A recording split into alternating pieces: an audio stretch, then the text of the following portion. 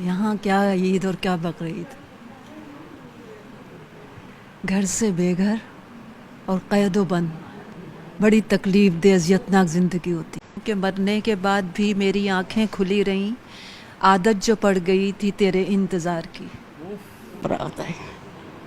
बस छोड़ दो बेटा, खुद ही जब मैं दुनिया से चली जाऊंगी ना फिर इनको कदर पड़ेगी। अभी नहीं पड़ रही है, फिर पड़े। अस्सलाम वालेकुम जी। लो जनाब, असी ना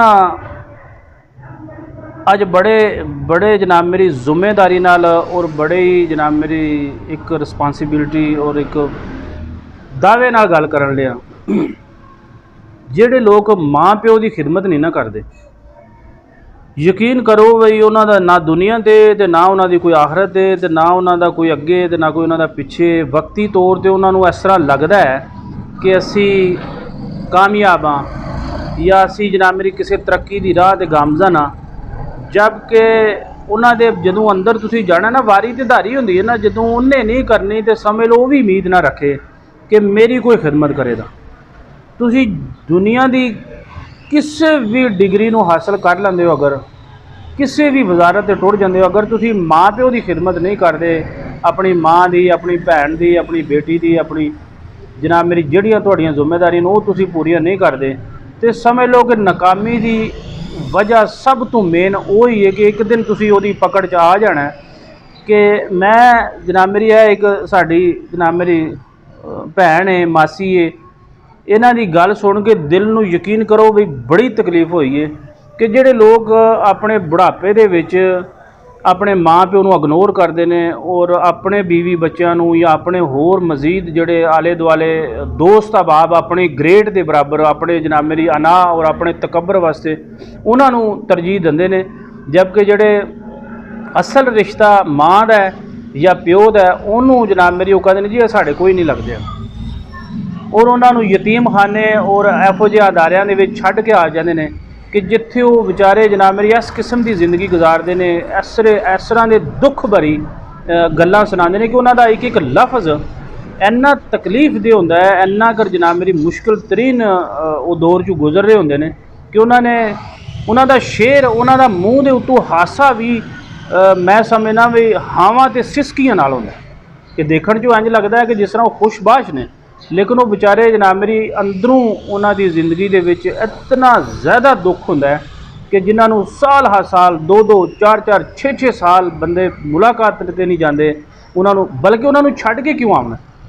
फिर उन्होंने हिस्टरी इस तरह की है कि कोई ऐसा गरीब तरीन बंदा मैं अज तक नहीं देखा कि जिहड़ा यह कहे कि भी असी माड़े बंदे सी उस वजह नाल मैनूं छड्ड के गए ने।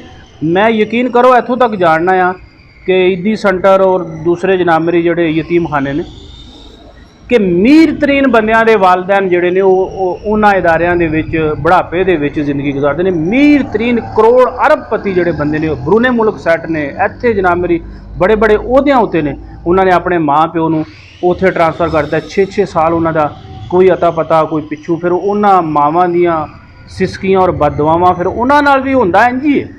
ये तो हो ही नहीं सकता कि भी उन्होंने अल्लाह ताला ने गुंजाइश दे छड़ी, वक्ती तौर पर उन्होंने सिर्फ लगता है। इत्थों असी कई जगह के उत्ते मैं जिक्र करना कि दिओ तलीम इन्हों इंग्लिश की जिथों तक हो सकता है, लेकिन जब तक उन्होंने दीन का नहीं पता लगना, अल्लाह और अल्लाह के रसूल का नहीं पता लगना, इन्हों माँ प्यो का जनाब मेरी वंड का नहीं पता लगना, ये कदे कामयाबी नहीं हो सकते।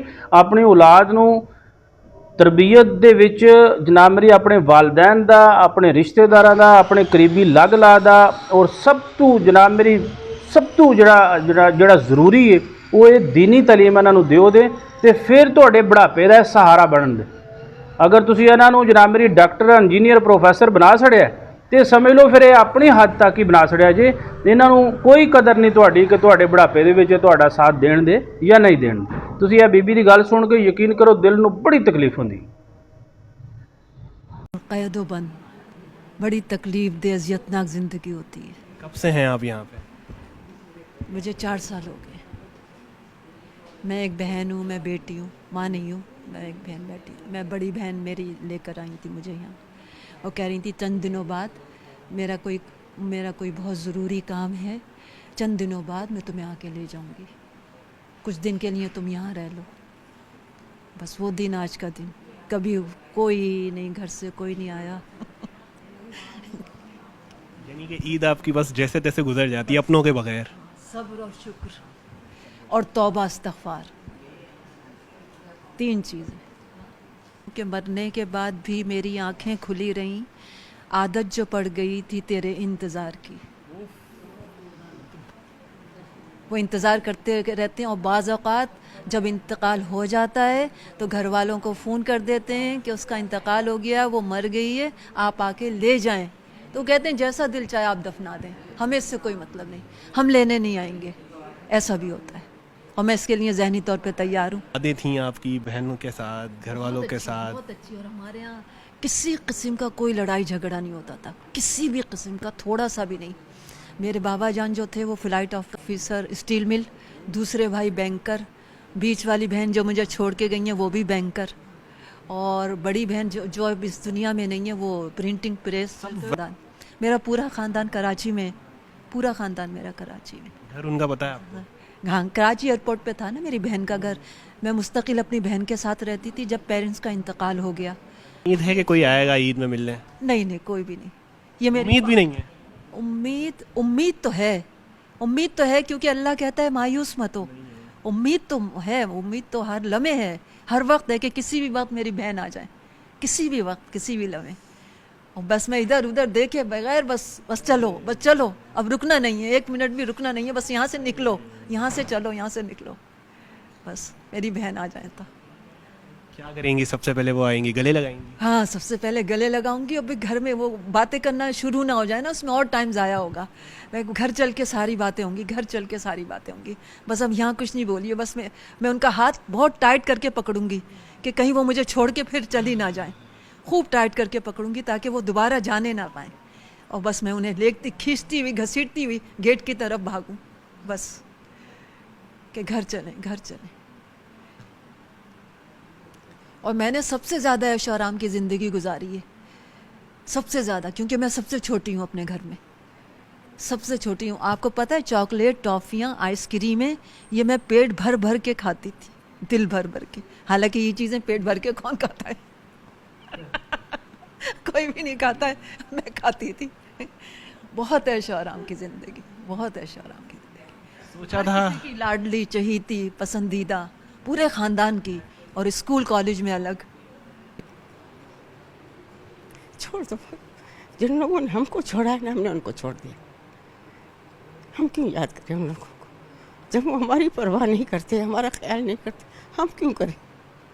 यहाँ बैठे हुए हैं ना सुकून से, हाँ, सब कुछ मिल रहा है, सब कुछ दे रहे हैं, खा रहे हैं, पी रहे हैं, हंस भी रहे हैं, रो भी रहे हैं, मगर बैठे हुए हैं ना, तो उन लोगों को हमारी परवाह नहीं, तो हम क्यों करें? आपको पता है मेरे कितने बच्चे हैं? कितने? हंसने वाली क्या बात है? मेरे 8 बच्चे। अरे माशाल्लाह, 8 बच्चे, 8 बेटे? 6 बेटियाँ 2 बेटे। 6? जब बेटे हाथ निकाल दें तो फिर तो बेकार है ना। क्या हुआ था आपके साथ? बेटा मेरी बहू जब से शादी करके आई ना, बस घर में किच यहाँ तो मेरा घर तबाह कर दिया, मेरा घर बिकवा दिया। मेरा इतना खूबसूरत घर बना हुआ था, मेरा पूरा पड़ोस, मेरा पूरा ख़ानदान मेरा डाइनिंग रूम देखने आता था। एक एक दाना बिखर के तिनका कर दिया। आखिर में खाली घर बच गया, उसको भी नहीं छोड़ा, बिकवा के दम लिया। यानी बेटों ने सारा घर बेच दिया, कारोबार भी होगा फिर तो? हाँ, कारोबार है, दोनों बेटों का है, पर माँ का हक नहीं है ना उस पर। 6 बेटों में सब 2 बेटों में सबसे लाडला, सब 8 बच्चों में कौन था सबसे लाडला? सभी बच्चे मेरे लाडले। जो मेरे साथ होता था देखने वाले बोलते थे आपका ये एक ही बच्चा है, मेरे इतने मैंने लाड से पाला है।